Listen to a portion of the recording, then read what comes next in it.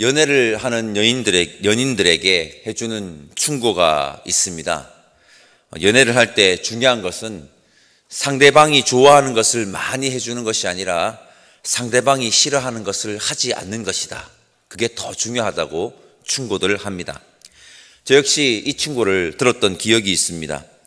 이러한 충고는 비단 남녀 사이만에 적용되는 충고는 아닙니다. 친구 사이에도, 직장 동료 사이에도, 전반적인 인간적인 관계에 다 적용되는 충고인 것 같습니다. 여러분, 인간관계를 맺어갈 때 중요한 것은 상대방이 좋아하는 것을 많이 해주는 것이 아니라 상대방이 싫어하는 것을 하지 않는 것입니다. 우리 그리스도인들에게는 이 인간관계와 더불어 중요한 관계인 하나님과의 관계가 있습니다. 이 충고는 하나님과의 관계에서도 유효한 아주 중요한 포인트인 것 같습니다. 잠언을 묵상하면 그렇게 하지 말 것을 권면하는 구절들이 많이 있습니다. 정확하지는 않겠지만 제가 잠언에 나오는 하지 말라라는 단어, 즉 하지 말라라고 하는 의미의 단어가 몇 번에 있는지 한번 검색을 해서 제가 한번 찾아봤는데, 제가 놓친 것도 있겠지만 총 몇 번 나오느냐? 36번 나옵니다. 36번. 다른 성경에서도 하나님이 하지 말라고 하는 내용이 많이 나오긴 하지만 잠언은 아주 구체적으로, 그리고 우리의 삶에 직접적으로 적용할 수 있는 그런 실질적인 것들을 말하면서 권면을 하고 있습니다.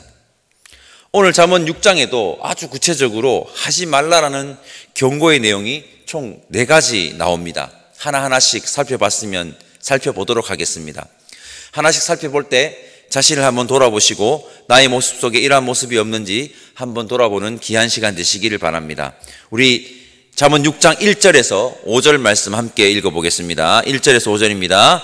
내 아들아, 내가 만일 이웃을 위하여 담보하며 타인을 위하여 보증하였으면 내 입의 말로 내게 얽혔으며 내 입의 말로 인하여 잡히게 되었느니라. 내 아들아, 내가 내 이웃의 손에 빠졌은즉 이같이 하라. 너는 곧 가서 겸손히 내 이웃에게 간구하여 스스로 구원하되 내 눈을 잠들게 하지 말며 눈꺼풀을 감기게 하지 말고, 노루가 사냥꾼의 손에서 벗어나는 것 같이 새가 그물 치는 자의 손에서 벗어나는 것 같이 스스로 구원하라. 아멘. 첫째는 보증을 서지 말라고 합니다. 보증을 서지 마라. 우리 보증을 함부로 서지 맙시다. 보증을 잘못 서서 가세가 기울었다고 이야기하는 가정을 많이 들었습니다. 저 역시 꽤 들었던 것 같습니다. 인생의 선배들이 보증은 절대 서지 말라고 하죠. 친구도 잃고 돈도 잃고 다 잃는다고 보증은 서지 말라고 합니다. 여러분, 그리스도인이면 남을 도와야 합니다. 그런데 어려움에 처한 자들을 외면하라는 말입니까? 라고 반문할 수도 있을 것 같습니다. 그런데 한번 잘 보십시오.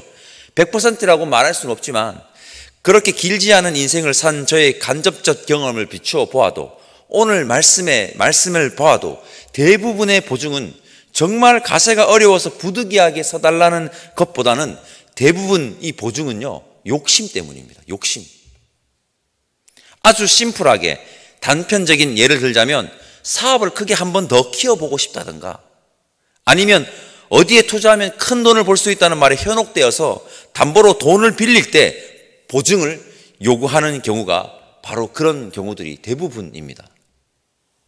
그리고 더 안타까운 것은 대개 이러한 보증의 피해자는 본인 역시 힘들게 가정을 꾸리고 있는 자들이라는 것입니다. 본인 역시. 여러분, 저보다 더 인생을 오래 사신 분들이라 다들 알고 계시겠지만 보증은 안 됩니다. 정말 생계가 어려운 처지에 처한 자들에게는 보증이 아니라 어떻게 해야 됩니까? 직접적인 도움을 그냥 주어야 하는 겁니다. 9절에서 11절까지 말씀 우리 다 함께 읽어보겠습니다. 9절에서 11절 함께 읽겠습니다. 게으른 자여, 내가 어느 때까지 누워 있겠느냐? 내가 어느 때에 잠이 깨어 일어나겠느냐? 좀 더 자자, 좀 더 절자, 손을 모으고 좀 더 누워 있자 하면 내 빈궁이 강도같이 오며 내 공핍이 군사같이 이르리라. 아멘. 둘째는 게으르지 말라고 합니다. 우리 게으르지 맙시다. 여러분, 솔직히 고백하면 제가 천성이 좀 게으른 사람입니다. 하루 종일 가만히 있으라 해도 가만히 있을 수 있는 사람입니다. 저에게는 게으름의 DNA가 있는 것 같습니다. 제 일화를 잠시 소개하면, 저도 고등학교 1학년 때 소위 말해서 지각 대장이었습니다. 지각을 안 하는 날을 손으로 꼽을 정도였습니다. 그래도 고등학교 시절 공부는 많이 안 하고 게을러가지고 지각을 소위 말해서 밥 먹듯이 했지만 나름의 원칙이 있었는데, 공부하기 전에 성경책 한 장 1장씩 읽고 공부를 시작하기였습니다. 그때 당시만 해도 어떤 생각을 했냐면, 세상의 학문을 공부하기 전에 하나님 말씀으로 먼저 무장해야지 한다는 나름의 원칙을 세우고 항상 공부하기 전에 하나님 말씀을 읽었었습니다. 그리고 매일은 못하더라도 큐티를 꼬박꼬박 했습니다. 한창 지각을 밥 먹할 때 방금 우리가 함께 읽은 이 본문 잠언 6장 9절에서 11절이 큐티 본문에 나와서 마음의 찔림을 가지고 큐티를 했던 기억도 저에게는 있습니다. 등교 시간이 오전 7시였습니다. 오전 7시. 저희 때는 오전 7시.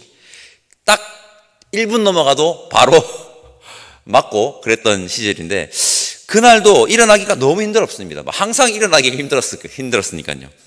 도저히 못 일어나서 힘들어하고 있는데, 일어나는 것을 이렇게 포기 딱 하려고 했는데 갑자기 머릿속에 그 큐티했던 이 말씀, 잠언 6장 10절과 11절 말씀이 제 머릿속에 팍 지나가는 거예요. 좀 더 자자, 좀 더 졸자, 손을 모으고 좀 더 누워있자 하면 내 빈궁이 강도같이 오며 내 공핍이 군사같이 이르리라. 이 구절이 막 지나갔습니다. 어떻게 했겠습니까?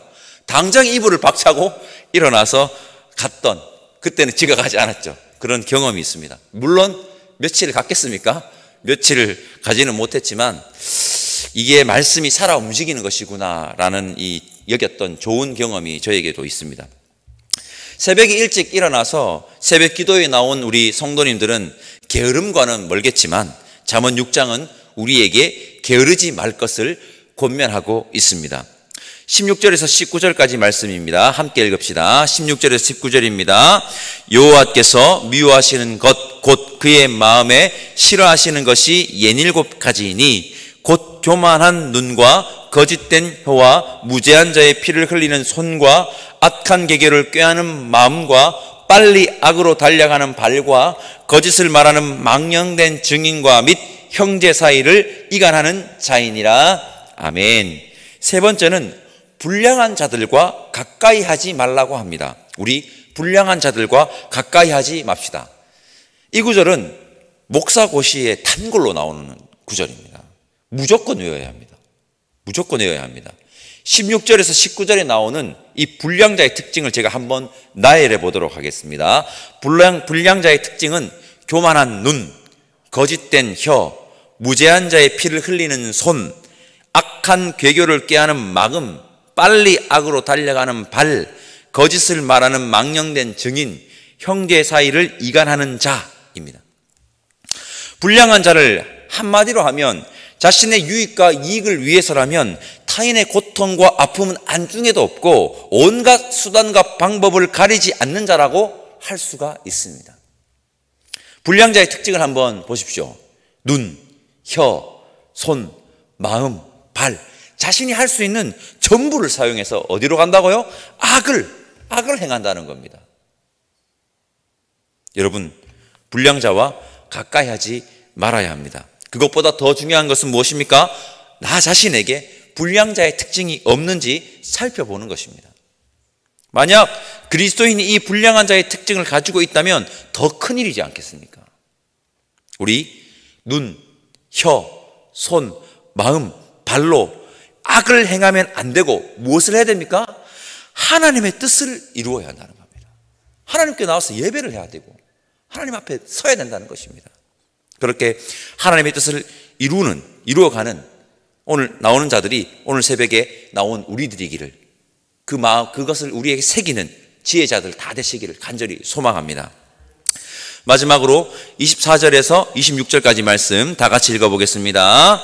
이것이 너를 지켜 악한 여인에게 이방 여인의 혀로 호리는 말에 빠지지 않게 하리라. 내 마음에 그의 아름다움을 탐하지 말며 그 눈꺼풀에 홀리지 말라.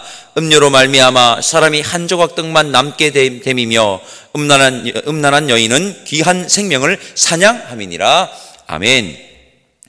네 번째는 어제죠. 잠언 5장에서 강조했던 바로 음녀를 가까이 하지 말라입니다. 여기서 음녀는 성적 문란함, 하나님께서 짝지어 주신 아내가 아닌 다른 여인과 하는 불륜을 의미하는 것입니다.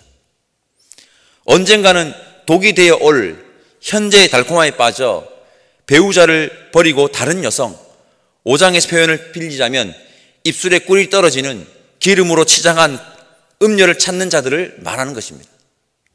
이러한 정상적이지 못한 관계는 결과가 항상 좋지 않습니다. 항상. 그리고 중요한 것은 이 음녀가 생명을 앗아간다는 것입니다. 잠언이 그렇게 얘기하고 있지 않습니까? 생명을 빼앗긴다는 겁니다. 우린 절대 이러한 음녀를 가까이 해서는 안 됩니다. 절대적으로 멀리해야 합니다.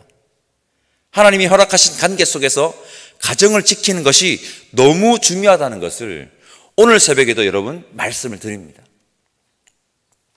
오늘 이 새벽 잠언 6장을 통해서 가까이 하지 말라고 하신 것, 멀리 하라고 하신 것을 우리 반드시 기억하시길 바랍니다. 여러분, 우리 보증을 서지 맙시다. 게으르지 맙시다. 불량한 자들과 가까이 하지 맙시다. 음녀를 절대 가까이 하지 맙시다. 멀리 합시다. 아주 멀리. 오늘 설교를 마치면서 여러분들에게 지혜의 정의 하나를 더 내려보도록 하겠습니다. 여러분, 지혜는 하나님이 싫어하시는 것을 하지 않는 것이 지혜입니다. 너무나도 귀중한 지혜입니다. 하나님이 싫어하는 행동을 하지 않는 지혜자들이 오늘 이 새벽 함께 하나님 앞에 예배드리는 저와 여러분들이기를 간절히 소망합니다. 하지 말라는 것 하지 맙시다. 기도하겠습니다. 사랑의 하나님, 감사합니다. 오늘 잠언 6장을 통해 우리가 하지 말아야 할 것, 우리가 멀리해야 하는 것을 함께 나눴습니다. 이 지혜를 제대로 소유하여 하나님과의 관계를 바르게 세워가는 지혜자들 되게 성령 하나님 인도하여 주옵소서. 그렇게 하나님과의 관계뿐만 아니라 서로 간의 관계 역시 하나님 안에서 바르게 세워지기를 간절히 소망하오니 우리가 함께하여 주시옵고, 감사드리며 모든 말씀 지혜의 그 자체이신 예수 그리스도 이름으로 기도드립니다. 아멘. 하늘에 계신 우리 아버지의 이름을 거룩하게 하시며 아버지의 나라가 오게 하시며 아버지의 뜻이 하늘에서와 같이 땅에서도 이루어지게 하소서. 오늘 우리에게 일용할 양식을 주시고 우리가 우리에게 잘못한 사람을 용서하여 준 것 같이 우리 죄를 용서하여 주시고 우리를 시험에 빠지지 않게 하시고 악에서 구하소서. 나라와 권능과 영광이 영원히 아버지의 것입니다. 아멘.